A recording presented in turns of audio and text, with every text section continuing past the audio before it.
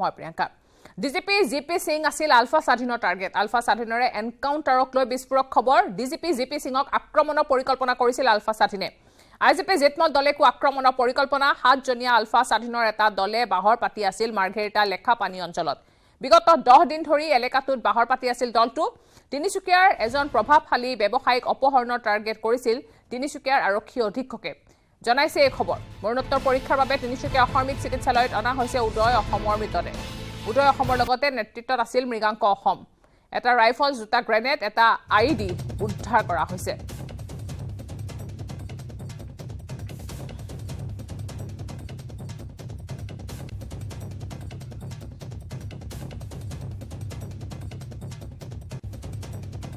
DGP GP Singh আছিল আলফা স্বাধীনৰ target ULFA স্বাধীনৰ এনকাউণ্টাৰক লৈ বিস্ফোৰক খবৰ ডিজিপি জিপি সিঙক লৈ আক্ৰমণৰ পৰিকল্পনা কৰিছিল আলফা স্বাধীনে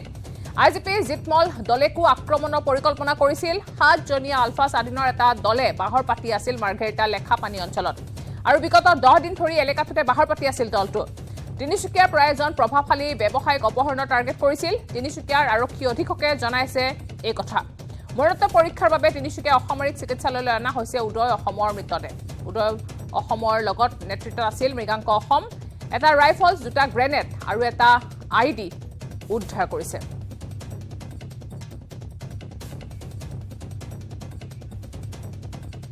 আগবঢ়াইছো এই সন্দৰ্ভত ৰীনা কথিৰ বিশেষ ৰিপৰ্ট তিনিচুকীয়া জিলাৰ অসম অৰুণাচল সীমান্তৱৰ্তী মাৰ্ঘেৰিটা লিডুৰ টিকক মালুপাহাৰত যিহেতু আজি পুৱাই আৰক্ষী আৰু আলফাৰ মাজত যি সংঘৰ্ষ হৈছিল আৰু এই সংঘৰ্ষত যিহেতু আমি জানিব পাৰিছোঁ এজন আলফা কেডাৰ নিহত হোৱা ঘটনা বৰ্তমান মই উপস্থিত আছোঁ টিকক যি মালুপাহাৰ সেই মালুপাহাৰ অঞ্চলত মই উপস্থিত আছোঁ আৰু এটা কথা ক'ব লাগিব যে এই মালুপাহাৰ অঞ্চলৰ পৰা যিহেতু যি আলফাৰ থকা এটা স্থান বিশেষ স্থান ক'বলৈ ম্যানমাৰ সেই ম্যানমাৰলৈ যাবলৈ যিহেতু একদিন মাত্ৰ বাট আৰু ক'ব লাগিব সেই স্থানৰ পৰা যিহেতু আলফাৰ এটা প্ৰায় 7-9 জনীয়া এটা দল যিহেতু উক্ত স্থানত বাহৰ পাতি আছে বুলি আমি ইতিমধ্যে জানিব পাৰিছোঁ আৰু শেহতীয়াকৈ যে আমি খবৰ লাভ কৰিছিলোঁ যে আলফাৰ এজন কেডাৰ যিহেতু নিহত হৈছে আৰু সেই কেডাৰজন যিহেতু উদয় অসম বুলি আমি কিছু খবৰ লাভ কৰিছিলোঁ কিন্তু বৰ্তমানে যিহেতু নিশ্চিত হৈছোঁ এই যি সংঘৰ্ষ এই সংঘৰ্ষত আলফাৰ যিহেতু কেডাৰ উদয় অসম তেওঁ যিহেতু বৰ্তমানে নিহত হৈছে আৰু এটা কথা যিহেতু লক্ষণীয় বিষয় ইতিমধ্যে এই যি স্থান এই স্থানত যিহেতু পূৰ্বৰে পৰা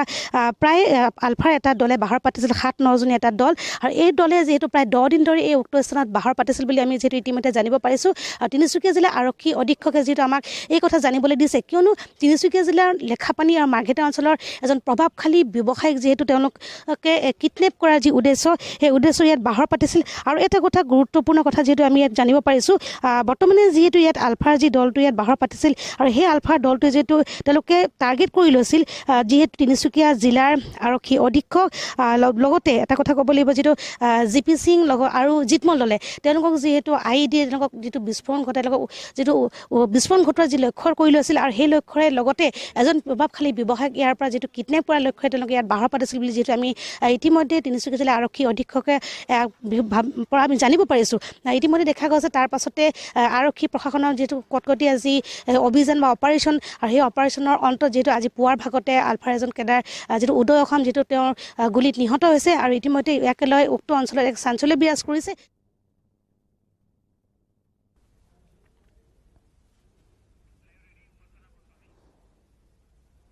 আৰু আমি সবিশেষ কথা পাতিম আমাৰ তিনিচুকীয়াৰ সাংবাদিক উপাসনা গোস্বামীৰ সৈতে উপাসনা আপোনাৰ হাতত থকা সবিশেষ তথ্য নতুন আপডেট কি আছে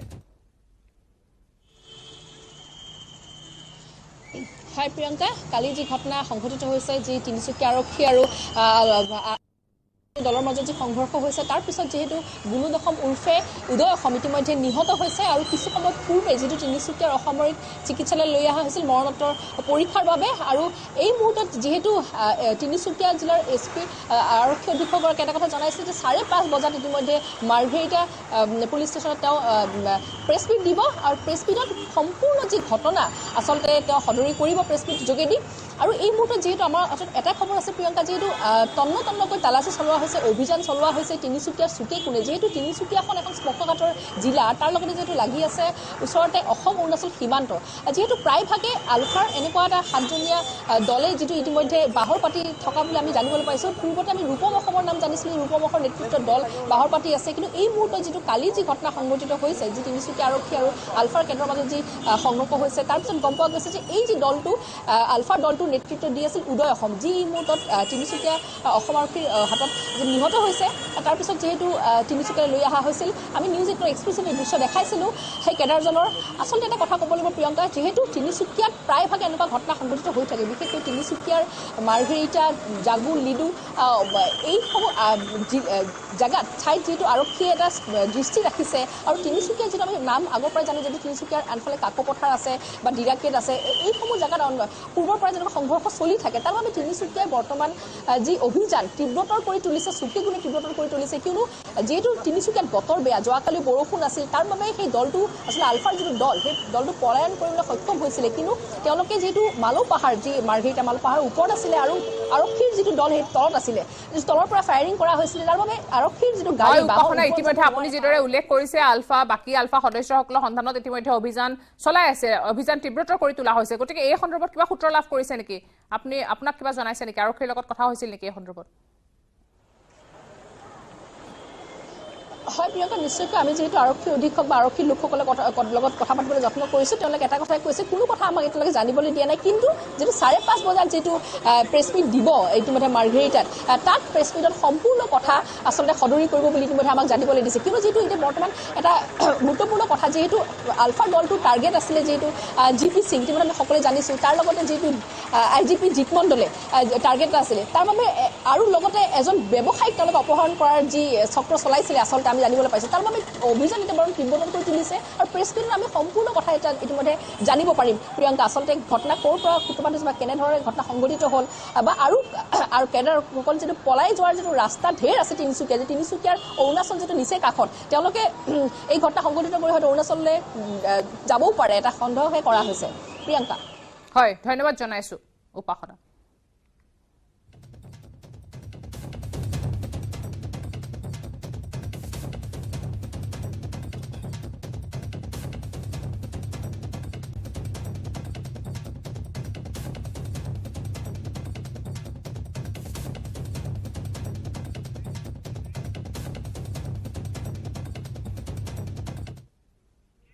আৰক্ষী গুলীত এগৰাকী আলফাৰ সদস্য নিহত হোৱাৰ পাছতে এতিয়া শোকাকুল পৰিৱেশে বিৰাজ কৰিছে সোণাৰীৰ পুৰণি জবকা গাঁৱত। লিডুৰ টিকক পাহাৰত আৰক্ষী গুলীত নিহত হৈছিল আলফাৰ সদস্য উদয় অসম ওৰফে উত্তম লাহন ওৰফে উদ্ধৱ।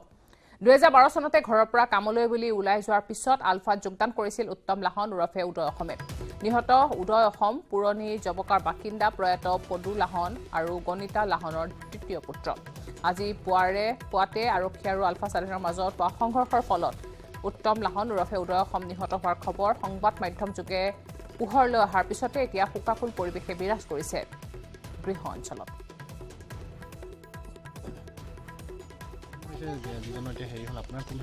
দাদা নামটো কি আছিল? উত্তম লাহন। উত্তম লাহন, উদয় অসম বুলি কয়। উদয় অসম। কেতিয়া গৈছিলে আলফালৈ? 12 মান গৈছিলে, 2012 মানত। 12 মানত গৈছিলে। কালি এতিয়া দুৰ্ঘটনাটো আপোনালোকে গম পাইছে? কালি গম নাপাওঁ, আজি 9টা তেনেকুৱা গম পাওঁ ৰাতিপুৱা। তাৰপিছত এতিয়া মানে হেৰি কিবা প্ৰশাসনৰ আৰক্ষীৰ ফালৰ পৰা যোগাযোগ কৰিছে? যোগাযোগ পোৱা নাই, খবৰ খাতি পোৱা নাই। তেখেত যোৱাৰ পিছত যোগাযোগ কৰিছিলে নেকি কেতিয়াবা? নাই নাই নাই, ঘৰলৈ অহা নাই? অহা নাই। যোগাযোগ নাই। গণেশ লাহন আপোনালোকৰ কোনোবা হয় নেকি? নহয় তেনেকুৱা, কালি হেৰি বংশ ওচৰ চুবুৰীয়া। ত্ৰিপুৰাত বিজেপি নিৰ্বাচনী ইস্তাহাৰ মুকলি। ত্ৰিপুৰাত নিৰ্বাচনী ৰণদংকা জেপি নড্ডাৰ। মুখ্যমন্ত্ৰী মানিক চাহাক লগত লৈ নিৰ্বাচনী ইস্তাহাৰ মুকলি। ত্ৰিপুৰা বৰ্তমান এখন শান্তি সমৃদ্ধ ৰাজ্য। ইস্তাহাৰ মুকলিৰ পিছতে জেপি নড্ডাৰ জনসভা। ত্ৰিপুৰাত 13 লাখ আয়ুষ্মান কাৰ্ড কৰা হৈছে। মা ত্ৰিপুৰা সুন্দৰীৰ আশীৰ্বাদ ল'লে জেপি নড্ডাই। আয়ুষ্মান ভাৰতৰ বীমাৰ পৰিমাণ বছৰি 5 লাখৰ পৰা 10 লাখলৈ বৃদ্ধি। ত্ৰিপুৰাৰ উন্নতিৰ বাবে 50,000 কোটি টকাৰ আঁচনি লোৱা হ'ব। TTADCত অধিক স্বতন্ত্ৰতা দিয়া হ'ব বুলি ইস্তাহাৰত ঘোষণা কৰিছে জেপি নাড্ডাই। কোকবৰক ভাষাক কেন্দ্ৰীয় বিদ্যালয়ৰ পাঠ্যপুথিত অন্তৰ্ভুক্ত কৰাৰো প্ৰতিশ্ৰুতি। আগৰতলাত ৰিম স্থাপনৰো প্ৰতিশ্ৰুতি।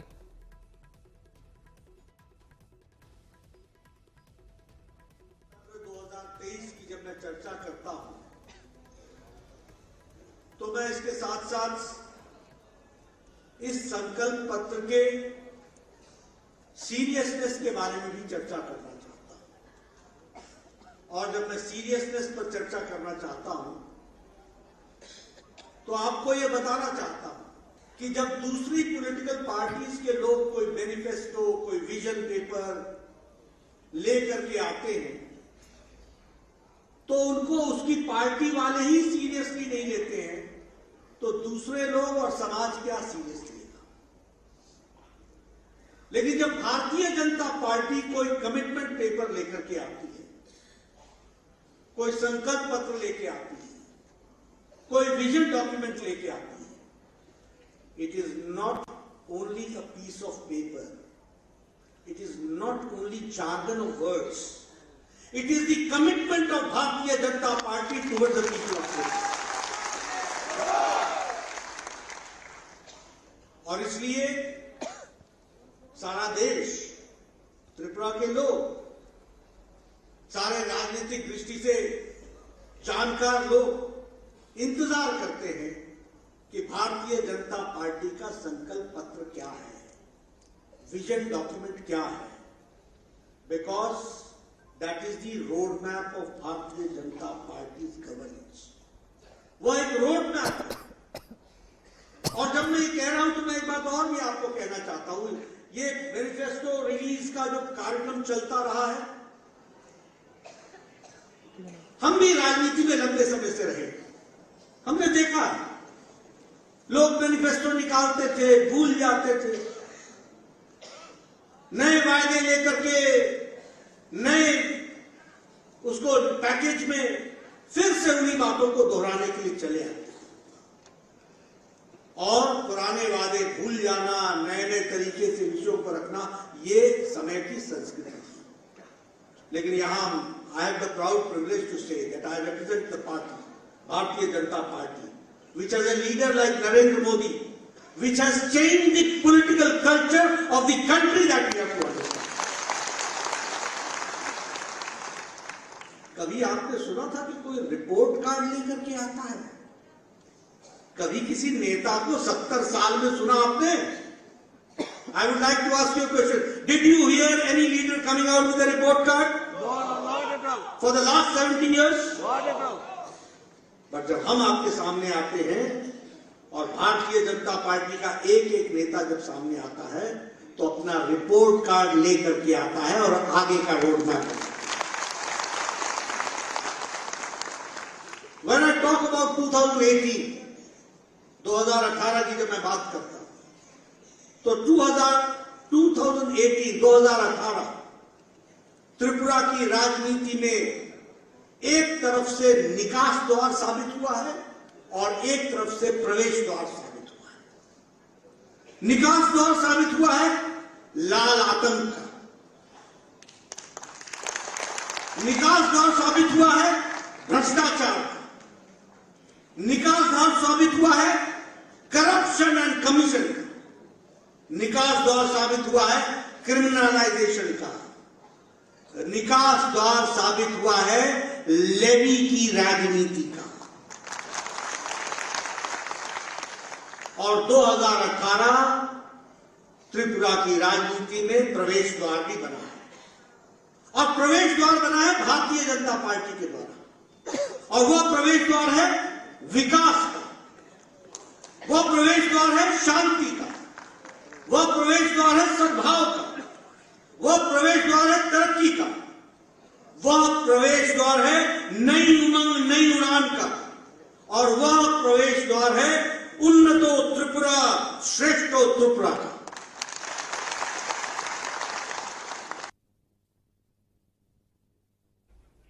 খবৰ আৰু আছে কিন্তু তাৰ আগতে ল'ব লাগিব এটা সৰু বিৰতি। কেৱল ষ্ট্ৰং নহয়, মাইথান ষ্ট্ৰং, মাইথান ষ্টীল নিৰ্মাণৰ মানদণ্ড।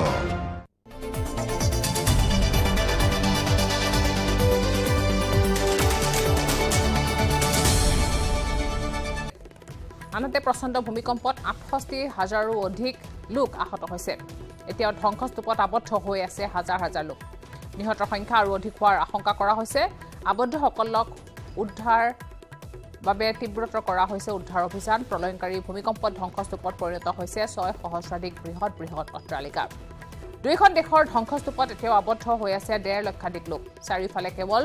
ধ্বংসস্তূপ। ভূমিকম্পৰ ফলত এতিয়া বিধ্বস্ত হৈ পৰিছে তুৰস্কৰ শক্তি আন্তঃগাঁথনি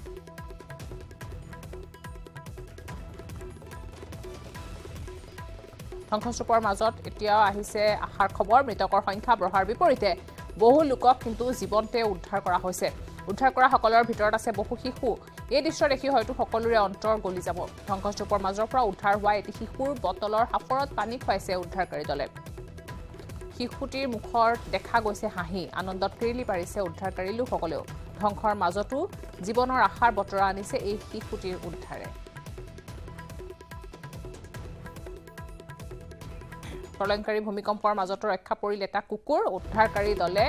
কংক্ৰিটৰ দমৰ পৰা জীৱন্তে উদ্ধাৰ কৰিছে এই কুকুৰটোক উদ্ধাৰকাৰী দলে কুকুৰটোক উদ্ধাৰ কৰি এনেদৰে খুৱাইছে পানী ভূমিকম্পৰ ফলত তুৰস্ক আৰু চিৰিয়াত চাৰিওফালে ধ্বংসলীলাৰ কৰুণ ছবি সিদিনালৈ হাজাৰ হাজাৰ লোকৰ সপোনৰ ঘৰ আজি মাটিত মিলি গৈছে আকাশমাৰ্গৰ পৰাও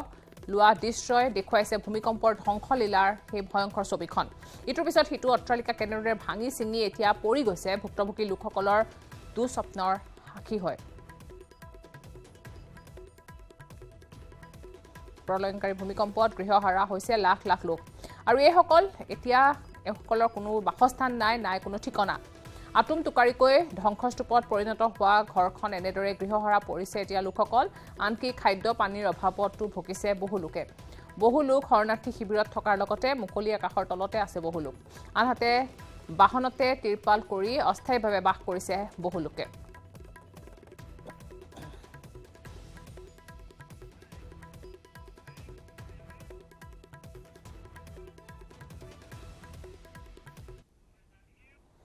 অসমৰ ক্ৰীড়াপ্ৰেমীলৈ সুখবৰ মহিলা আইপিএলৰ বাবে নিলামৰ তালিকাত অন্তৰ্ভুক্ত হৈছে অসমৰ দুগৰাকীকৈ মহিলা খেলুৱৈৰ নাম এগৰাকী মঙ্গলদৈৰ জিন্তিমণি কলিতা আৰু আনগৰাকী হৈছে বোকাখাটৰ উমা চেত্ৰী অসম ক্ৰিকেট সংস্থাই জনাইছে এই কথা 13 ফেব্ৰুৱাৰীত মুম্বাইত হ'ব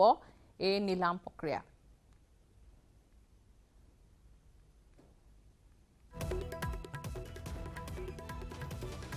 আগবঢ়াইছো মঙ্গলদৈৰ পৰা নৱজ্যোতি মহন্তৰ বিশেষ প্ৰতিবেদন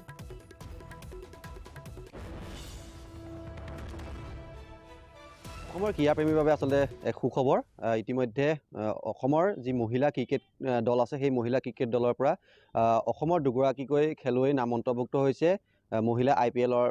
নিলামৰ যি প্ৰক্ৰিয়া আছে সেই নিলামৰ বাবে নাম অন্তৰ্ভুক্ত হৈছে এগৰাকী নাম হৈছে জিন্তিমণি কলিতা আৰু আনগৰাকী হৈছে উমা চেত্ৰী আৰু সেই উমা চেত্ৰী ঘৰ বোকাখাটত আৰু মই উমা চেত্ৰীৰ ঘৰত উপস্থিত আছোঁ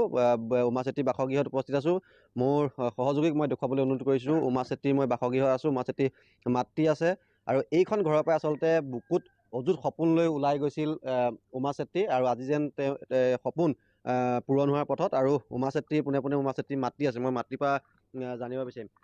কেনেকুৱা লাগিছে আজি আপোনাৰ ছোৱালীজনী মানে ভাল লাগিছে মহিলা ক্ৰিকেট দল ভাল লাগিছে হয় কিমান সৰুতে আচলতে ওলাই গৈছিল বহুত সৰুতে ক্লাছ 6 ৰ পৰাই তাই গৈছে ক্ৰিকেট ফিল্ডত হয় এতিয়া তাইতো বাহিৰতো খেলিবলৈ গৈছে এতিয়া ইজনত গৈছে তাৰপিছত আৰু ক'ত চিলেকশ্যন হৈছে তাত যাব মুম্বাইলৈ যাব ভাল লাগিছে আজি খুব ভাল লাগিছে বহুত কষ্ট কৰিছে ছোৱালীজনী উমা চেত্ৰীক একেবাৰে প্ৰথম পৰ্যায়ৰ পৰা পোৱা বোকাখাটৰ যিগৰাকী মহিলা ক্ৰিকেট দলৰ কোচাৰ আছে মই তেওঁৰ পৰা জানিব বিচাৰিম কেনেকুৱা লাগিছে আজি মনটো খুবেই ভাল লাগিছে আজি নথৈ আনন্দিত কাৰণ বোকাখাটৰ কাৰণে এটা খুব গৌৰৱৰ কথা সেইকাৰণে খুবেই ভাল লাগিছে মোৰ আজি তাইক আচলতে আপুনি কিমান দিনৰ পৰা পাইছিল তাইক কেনেধৰণে আপুনি তাইক অনুশীলন আগবঢ়াইছিলে মই তাই যেতিয়া ক্লাছ 5-6 মানত আছিলে 2009 মানত যেতিয়া মই বোকাখাট জিলা ক্ৰীড়া সন্থাৰ মহিলা বিভাগৰ ছেক্ৰেটাৰী হৈছিলোঁ তেতিয়া মই এটা কথা চিন্তা কৰিছিলোঁ যে অসমত বহুতো মহিলা দল আছে বোকাখাটত নাই এতিয়া মই প্ৰথমতেই বোকাখাটত এটা মহিলা দল খুলিবৰ কাৰণে চেষ্টা কৰিলোঁ আৰু তেতিয়াই কালক্ৰমত গৈ এজনী দুজনীকৈ ছোৱালী আমি গোটাই থাকোঁতে উমা চেত্ৰী আহি মোৰ তাত পৰিলে তেতিয়াই মই ভাবিছিলোঁ যে এই ছোৱালীজনী ভৱিষ্যত এটা আছে আৰু তাই খুব কষ্ট কৰিছিলে কাৰণ সেই সময়ত তাই চাইকেলো নাছিলে একো নাই ইয়াৰ পৰা তাই খোজকাঢ়ি যায়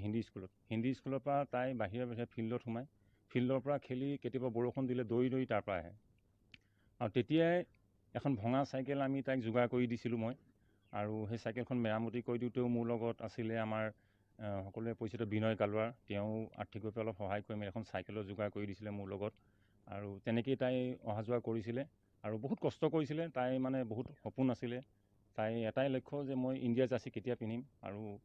আজি সেই লক্ষ্যত তাই আগবাঢ়িছে মোৰ খুব ভাল লাগিছে মোৰ সদায় আশীৰ্বাদ আছে তাই যাতে ভৱিষ্যতে ইণ্ডিয়া জাৰ্চিত আমি দেখিবলৈ পাওঁ নিশ্চিতভাৱে আচলতে উমা চেত্ৰীক আমিও আচলতে উমা চেত্ৰীলৈ আমি কৃতজ্ঞতা জ্ঞাপন কৰিছোঁ যাতে উমা চেত্ৰীয়ে অসমৰ লগতে বোকাখাতৰ বাবে এয়া আছিলে বোকাখাতৰ ধ্ৰুৱজ্যোতি ৰাজখোৱাৰ ৰিপৰ্ট আৰু ইয়াৰ লগে লগে সময় হৈছে এতিয়া বাতৰিৰ পৰা বিদায় লোৱাৰ নমস্কাৰ